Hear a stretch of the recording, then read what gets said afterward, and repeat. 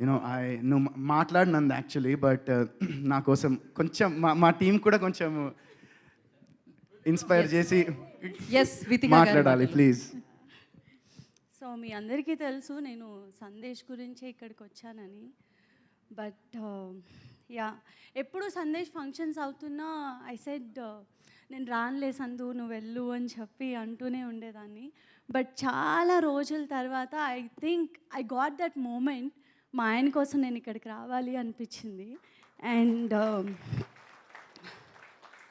నిందా cinema గురించి ఈ మధ్య సందేశ్ చాలా ఇంటర్వ్యూస్ ఇవ్వడం కానీ ప్రమోషన్స్లో పాల్గొనడం జరుగుతున్నప్పుడు రోజు ఇంటికి వచ్చి he use to share few things with me. That ఏంటంటే చాలామంది చాలా రకాల క్వశ్చన్స్ అడుగుతున్నారు. దట్ మీరు చాలా ఫెయిల్యూర్స్ చూసారు కదా, ఫెయిల్డ్ యాక్టర్గా ఉన్నారు కదా, చాలా ఆపర్చునిటీస్ రావట్లేదు అనుకుంటా కదా అని.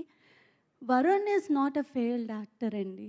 Is not a failure actor at all. ఏ బ్యాక్గ్రౌండ్ లేకుండా ఇండస్ట్రీకి వచ్చి 17 ఏళ్ళు ఉన్నప్పుడు గత 17 ఏళ్ళగా సినిమాలు చేస్తూనే ఉన్నారు. అండ్ ఎవరైతే అన్నీ సర్దుకుని వెళ్ళిపోతారో, ఇంకా సినిమాలు వద్దు అనుకుంటారో వాళ్ళు ఫెయిల్డ్ యాక్టర్. సినిమా ఇండస్ట్రీనే నమ్ముకుని ఇక్కడ వరకు వచ్చారు, ఇంకా సినిమాలు చేస్తూనే ఉన్నారు. దానికి కారణం ఎవరు అంటే producers and directors. Thank you so much. వరుణ్కి మంచి మంచి ఆపర్చునిటీస్ ఇస్తున్నారు.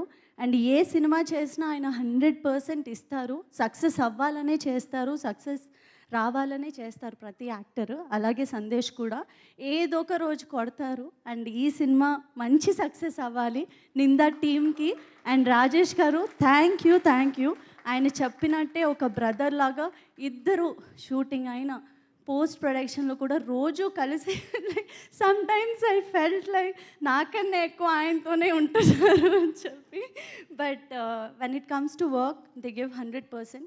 అలాగే ఈ సినిమాకి 100% ఇచ్చారు.